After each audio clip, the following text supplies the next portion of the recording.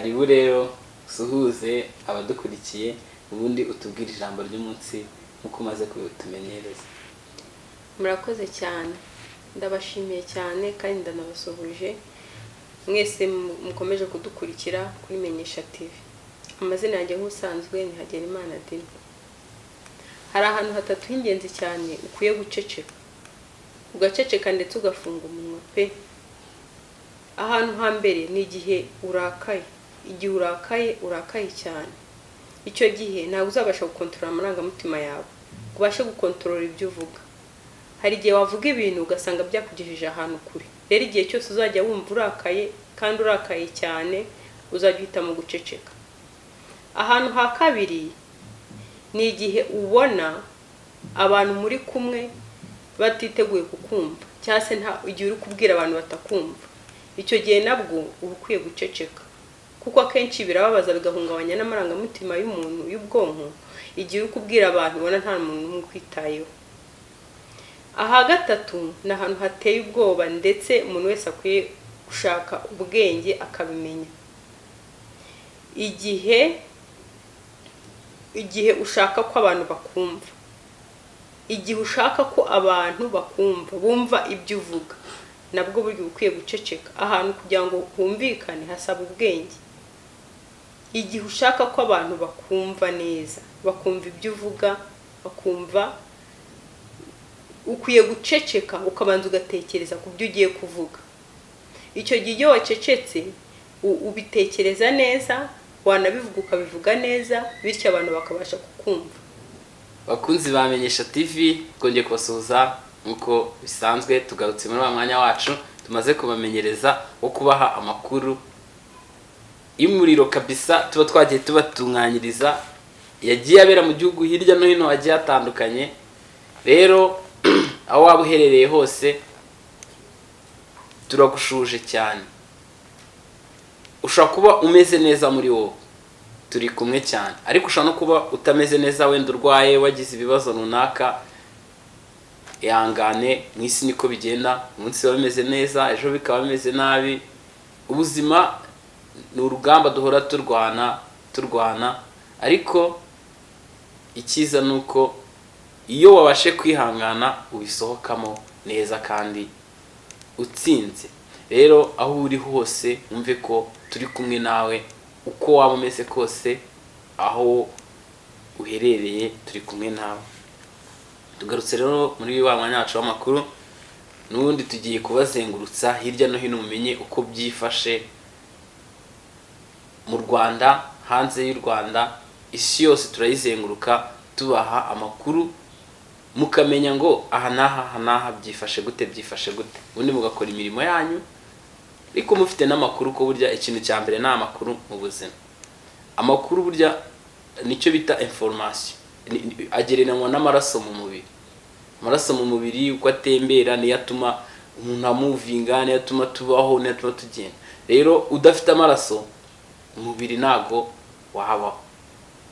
Rero n'amakuru uri ubayeho udafite amakuru muri wowe, wapi, ntago biba ari sawa, kuko amakuru nyine abahanga bayagereranyije n'amaraso mu mubiri. Rero amakuru ni ingenzi cyane. Reka rero twikomereze, ntago dutinda cyane, twanzike mu makuru yacu.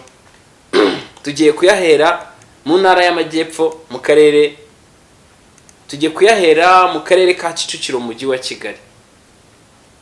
Abanyerondo bakubise abantu hafi yo gupfa.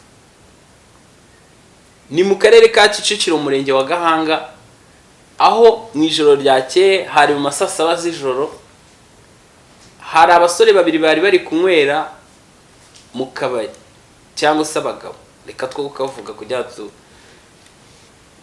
tutakamamariza kandi tutabivuganye. Abo rero bari bari kunywera muri ako kabari, bageze igihe cyo kwishyura, bareba amafaranga bafite, baburaho inote y'igihumbi. Hari banyweye inzoga, igihe cyo kwishyura kigeze, baburaho inote y'igihumbi.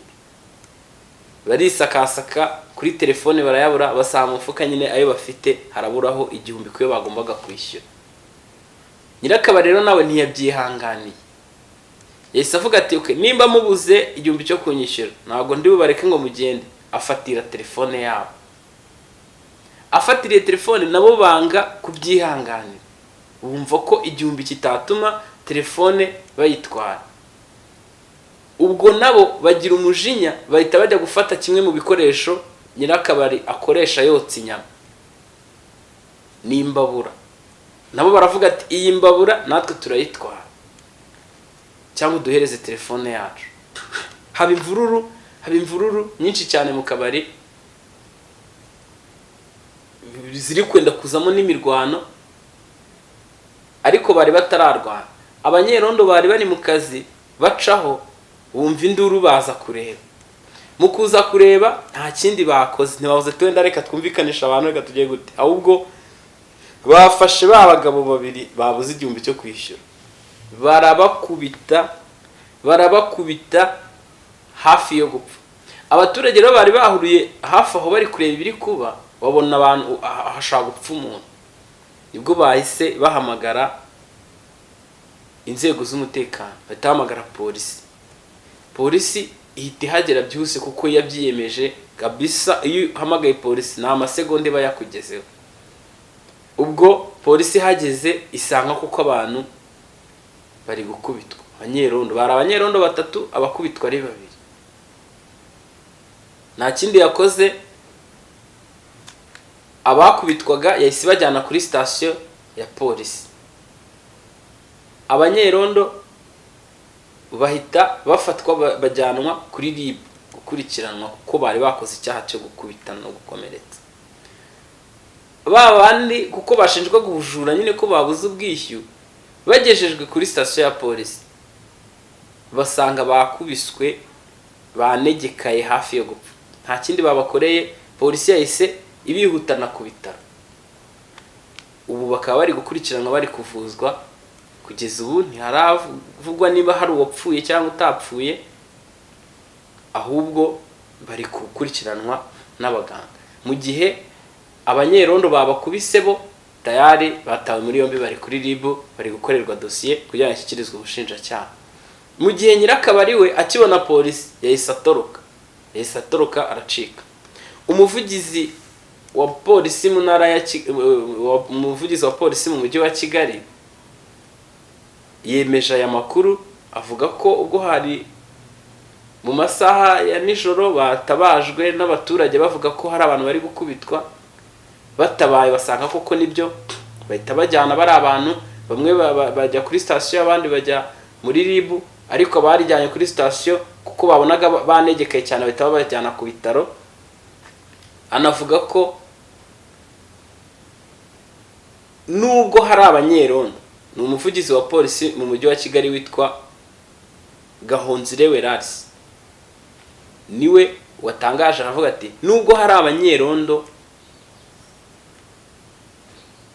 bahora bafatirwa muri ibi bintu by'umutekano muke cyangwa se byo kwitwara nabi mu baturage, ariko ntabwo byakwitirirwa urwego rwose rw'abanyerondo, kuko hari abanyerondo bari ku murongo mwiza w'umutekano wabo kandi usanga babanye neza n'abaturage. Rero akavuga ati ntabwo ibi byabaye kuri abanyerondo byakwitirirwa urwego rwose rw'irondo, ahubwo uwakoze icyaha akurikiranwa nk'umunyacyaha, kuko hari abanyerondo bakora neza banashimirwa, nubwo hari n'abakorwa nabi ariko bo bakazajya babihanirwa. Rero abaturage ntimufate ko irondo ryose cyangwa se abanyerondo bose bakora umurimo wabo nabi, ahubwo hari bamwe nyine bakora nabi ariko hari n'abakora neza.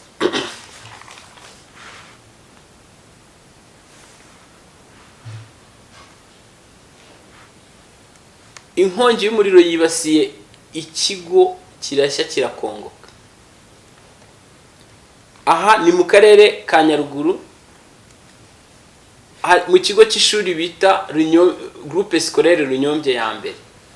Aha rero hari mu masaha ya nimugoroba ubwo abanyeshuri bari gufata amafunguro ya nimugoroba. Ni ikigo kizwi nka boarding school cyangwa se ibigo bicumbikira abanyeshuri. Hari nimugoroba abanyeshuri bari gufata amafunguro ya nimugoroba, bumva inkongi y'umuriro iratse mu kigo. Birukanka bajya kureba basanga ni inzu icumi irarwamo n'abakobwa izwi nka dorotwari y'abakobwa, yararagamo abakobwa 80. Abakobwa 80 bo baraga muri iyo dorotwari, irashya irakongoka burundu, nta gikoresho na kimwe cy'umunyeshuri kigeze kirokoka.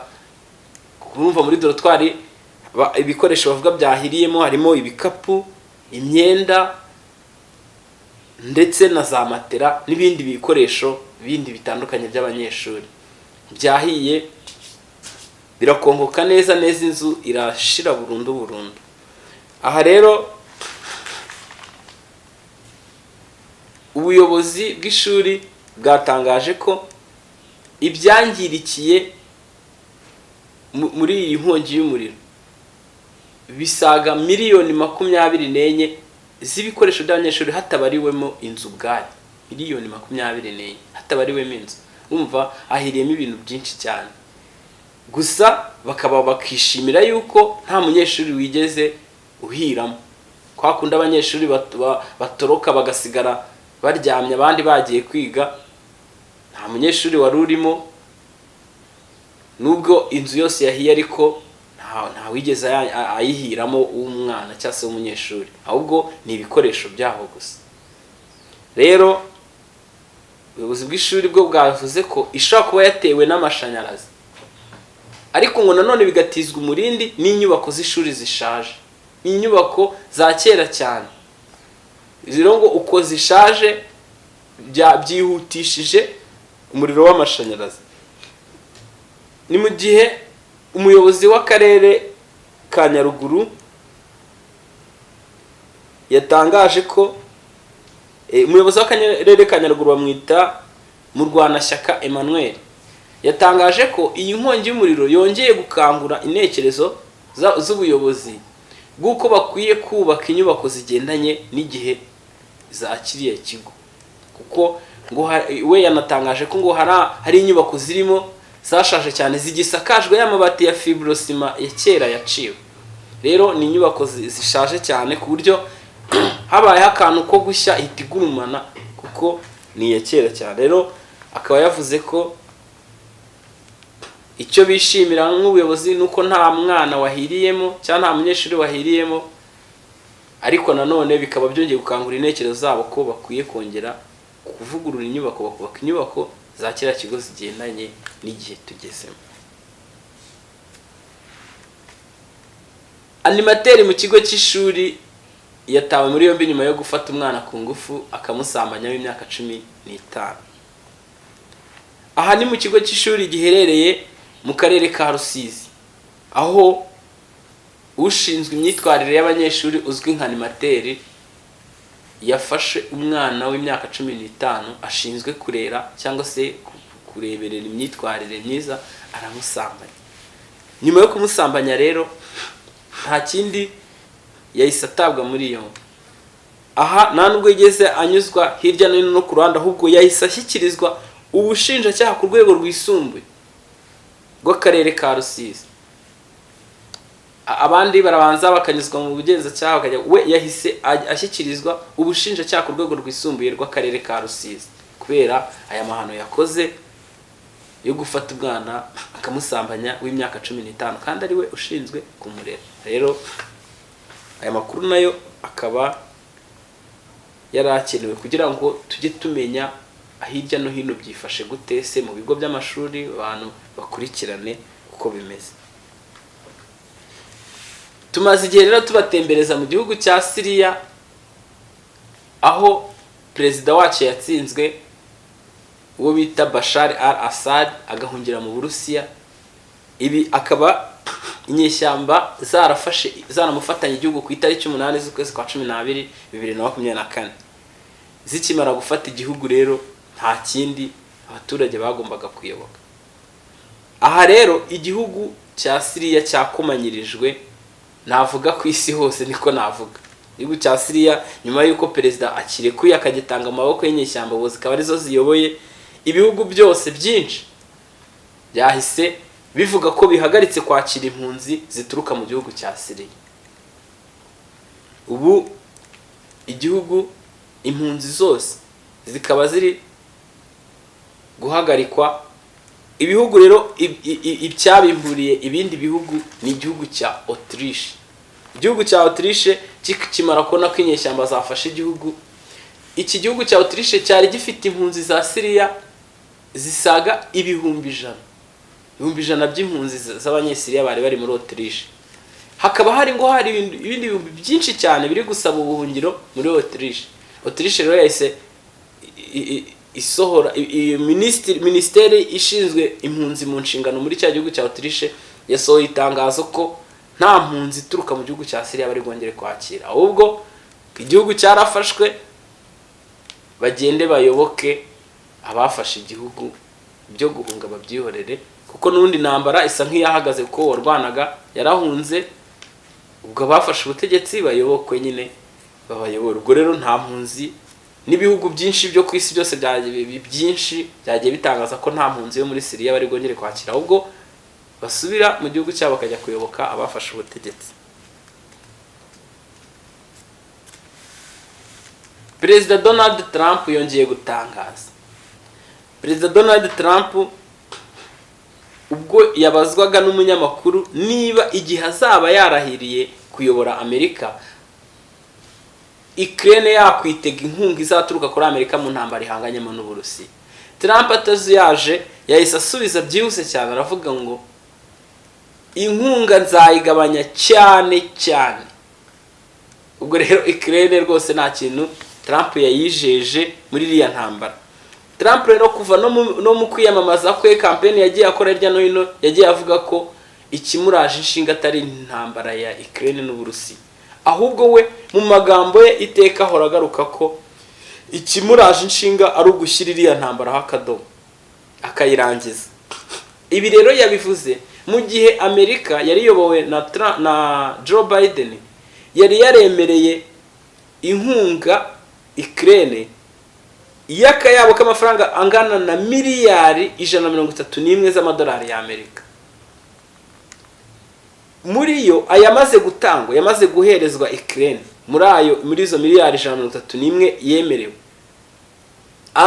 ayimaze kubona yari miliyari 90 z'amadolari y'Amerika. Ayo yo barayabonye. Ubwo rero asigaye Trump yavuze ngo ntago bishoboka. Iriya ntambara icenge ndwana nacyo nka Trump ni ukuyishyiraho akadomo, ntago nshaka gukomeza kwatsa umuriro ngo ndi gushyigikira Ukraine nkomeze irwana, ahubwo ubwo we yatangaje ko igihe azamaze kurahira iyo nkunga azayigabanya cyane. Buriya kuvuga ngo azayigabanya cyane ni nkaho yakavuze ko azayikuraho. Iyo avuze ngo ikindi ajinga no gushyiraho intambara akadomo, ni ukuvuga ko nta kintu cya support igomba kumuturuka ijya kuri Ukraine kuyirwana n'Uburusiya. Ubwo rero Ukraine niyizizire nibibona bitabishoboye iyoboka Uburusiya, ibyo buyitegeka ubikore, ariko mu gihe Trump azamaze kurahira Ukraine rwose nta kintu yijejwe cy'ubufasha. Turasoje rero amakuru yacu y'uyu munsi, ahasigaye katwakire umutumirwa wacu n'undi nkuko tumaze kubamenyereza, twumve ijambo ry'ubwenge ry'umunsi yaduteguriye. Karibu rero suhuze abadukurikiye, ubundi utubwire ijambo ry'umunsi nkuko umaze kutumenyereza. Murakoze cyane, ndabashimiye cyane kandi ndanabasuhuje mwese mukomeje kudukurikira kuri Menyesha TV. Amazina yanjye nk'usanzwe ni Hagenimana Dini. Hari ahantu hatatu h'ingenzi cyane ukwiye guceceka, ugaceceka ndetse ugafunga umunwa pe. Ahantu hambere ni igihe urakaye. Igihe urakaye cyane, icyo gihe ntabwo uzabasha gukontorora amarangamutima yawe, ubashe gukontorora ibyo uvuga. Hari igihe wavuga ibintu ugasanga byakugejeje ahantu kure. Rero igihe cyose uzajya wumva urakaye kandi urakaye cyane, uzajya uhitamo guceceka.